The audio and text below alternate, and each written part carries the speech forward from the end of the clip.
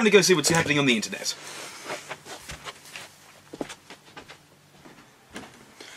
Alright, let's take a look here, and let's see, doing all that, and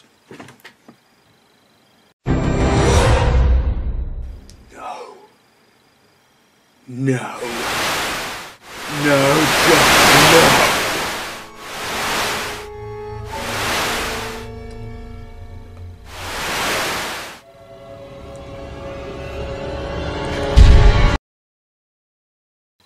Huh. That was interesting. Dead Rising Watchtower, it's a video game movie that's actually pretty good, if you're in its niche.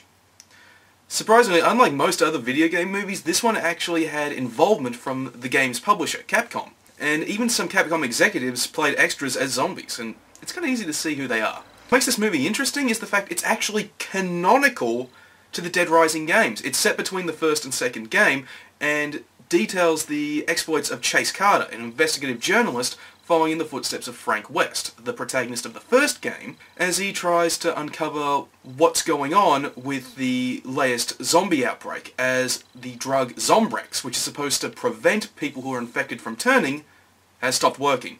And he soon uncovers a conspiracy to undermine the civil liberties of those who have to take the drug. Now, I'm not going to beat around the bush here. Dead Rising Watchtower isn't that good. Don't get me wrong, it's not bad, but it's in the same league as the Silent Hill movie, the Prince of Persia movie, and arguably the Street Fighter animes. It's not bad, but it just falls short of truly being good. The movie as a whole is very silly and thankfully true to its source material given its canonical status. We actually do get to see some custom-made weapons made from everyday objects, and while it's a little underwhelming how they're implemented, it's still fun to see. But what was pretty disappointing for me was the amount of violence in the movie.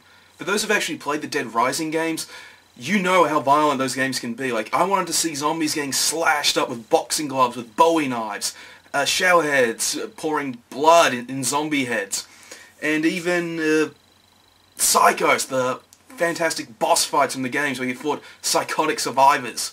Instead, we just get some pretty low-budget, clearly CGI-fueled violence. Though there are some decent over-the-top scenes, unfortunately they're too few and far between, but the few that are there are genuinely enjoyable, and it's actually kind of fun just to laugh at how obviously fake all the violence is. But I guess this is inherent, since it was produced for the streaming service Crackle rather than a theatrical release. But even then, you can't help but wonder, why didn't they go for Planet Terror level violence? Unlike the Street Fighter movies, the acting here is actually pretty good. The actors all do their jobs well, and while they don't give any performances that are particularly award-worthy, they do their jobs well, and are far better than the performances in the Street Fighter movies. Not only that, but the movie's actually surprisingly funny. As I said before, the violence in it is disappointingly tame, but it's still fun to laugh at how stupid it all is. And you can even laugh at how the characters perform and act, and it ends up being a really enjoyable schlock fest. Dead Rising Watchtower really isn't for everyone.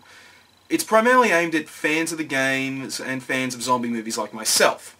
For everyone else, they're either gonna not like it or be indifferent towards it. It's a fun little romp for what it is, and it is nice to see a video game movie that isn't just complete crap like the Mario Brothers movie. You do get a genuine sense that all the people involved working on it did actually care about what they were making. Give it a look if you want to see a movie that by all rights should be offensively bad, but is surprisingly inoffensive in its overall quality.